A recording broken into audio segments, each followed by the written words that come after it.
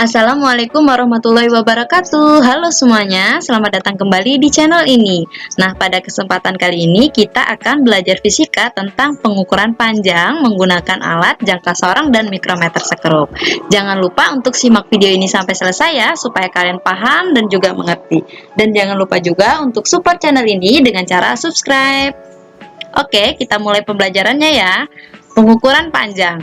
Nah, ketelitian pengukuran itu sangat diperlukan dalam mendesain sebuah alat. Mengapa? Karena kekurang telitian itu seringkali membuat alat tersebut tidak berfungsi secara optimal atau bahkan tidak berfungsi sama sekali.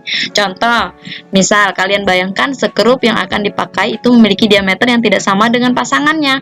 Walaupun bedanya hanya 0,01 mm, maka keduanya tidak akan dapat dirangkai dengan baik. Dan apabila sekrup tersebut merupakan salah satu komponen mesin sebuah mobil, apakah mobil tersebut dapat berfungsi normal? Tentu saja tidak, dan bahaya ya, malah bisa menyebabkan kecelakaan nantinya.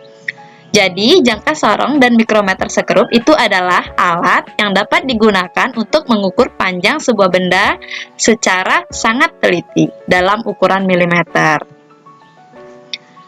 Oke, setelah mempelajari materi ini diharapkan yang pertama, menggunakan jangka sorong dan mikrometer sekrup dengan benar, kemudian dapat mengenal skala-skala yang ada pada jangka sorong dan mikrometer sekrup, juga dapat membaca skala dengan benar.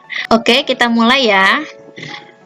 Yang pertama, kita akan mengukur dengan jangka sorong terlebih dahulu. Nah, ketelitian jangka sorong ini 0,1 mm. Nah, ini ya, yang pertama jangka sorong itu bisa kita gunakan untuk mengukur diameter luar benda. Cara mengukur diameter, lebar, atau ketebalan benda, ini yang pertama, putar pengunci ke kiri. Nah, seperti ini. Kemudian buka rahang, lalu masukkan benda ke rahang bawah jangka sorong, kemudian geser rahang agar rahang tepat pada benda, kemudian putar pengunci ke kanan. Nih, kita ulang sekali lagi. Nah, putar pengunci ke kiri, kemudian buka rahangnya, kemudian bendanya dimasukkan, lalu putar pengunci ke kanan. Selanjutnya untuk mengukur diameter dalam benda. Nah, pertama putar pengunci ke kiri, kemudian masukkan rahang atas ke dalam benda, lalu geser rahangnya, baru putar pengunci ke kanan. Yang selanjutnya untuk mengukur kedalaman benda. Masih seperti tadi ya, yang pertama itu putar pengunci ke kiri. Kemudian buka rahang sorong hingga ujung lancip itu menyentuh dasar tabung, baru kita kunci ke kanan. Nah, di sini jangka sorong memiliki batas ketelitian 0,1 mm, artinya ketepatan pengukuran dengan alat ini sampai 0,1 mm terdekat. Nah, di sini jangka sorong memiliki dua macam skala, ada skala utama. Nah, ini yang kedip-kedip, kemudian ada skala nonius. Yang perlu kalian ingat, skala utama itu dalam satuan cm dan skala nonius dalam satuan milimeter. Cara membaca skala jangka sorong. Nah, ini mula-mula perhatikan skala nonius nih ya, skala nonius yang berimpit dengan salah satu skala utama. Nah, ini dengan salah satu skala utamanya.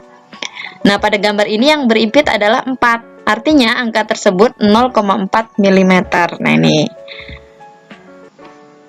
Selanjutnya perhatikan skala utama. Nah, pada skala utama setelah angka 0, ini kan setelah angka 0 mundur ke belakang, menunjukkan angka 4 nih ya. Sebelum angka 0 ini 4, kita hitung 1, 2, 3, 4, 5, 6, 7. Artinya 4,7.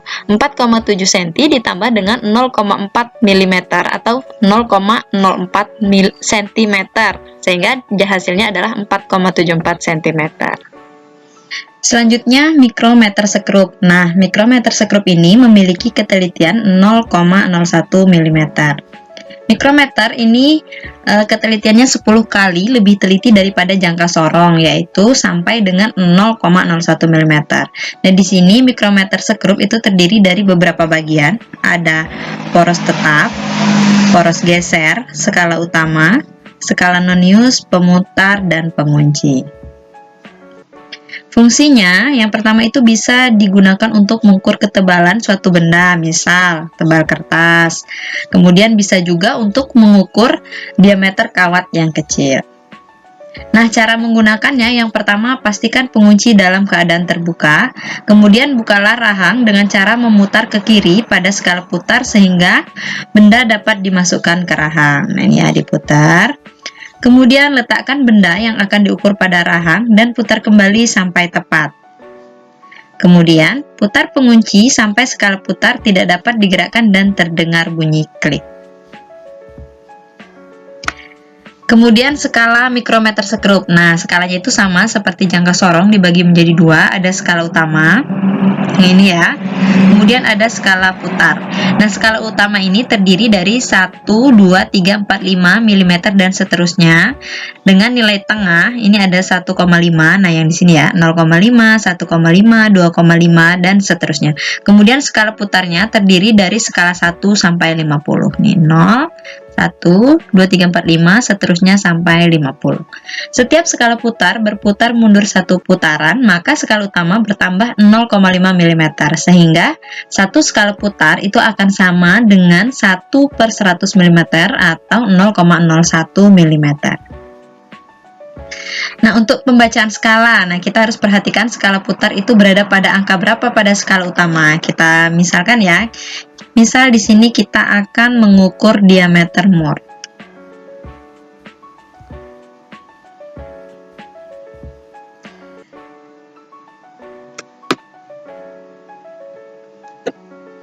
Nah, di sini sama ya. Jadi hasil itu adalah skala utama ditambah dengan skala nonio, sama seperti jangka sorong. Nah, kemudian kita putar kembali. Nah, di sini skala utama ini di sini. Nah, di sini angka yang ditunjukkan adalah 4,5. Jadi di sini tidak terlalu jelas ya karena sangat kecil sekali. Kemudian skala utamanya skala nonius atau skala putarnya itu menunjukkan 39 mm. Jangan lupa dikalikan dengan tingkat ketelitiannya itu 0,01 sehingga 4,5 ditambah dengan 0,39 adalah 4,89 mm. Jadi diameter mur ini 4,89 mm.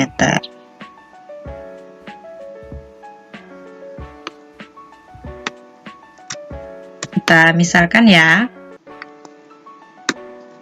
misal seperti ini. Kita contohkan. Nah, ini berapa hasil skalanya? Ya. Sebenarnya cukup mudah kalau untuk mikrometer sekrup. Kalian tinggal lihat. Nah, di sini kan skala utamanya itu adalah 8. Kemudian kalian tambahkan dengan skala nonius itu skala yang berimpit di sini ya. Ini adalah 20. Jadi kalian tinggal langsung aja 20 dikali 0,1 mm. Jadi 8 ditambah 0,20. Jadi hasilnya di sini adalah 8,20.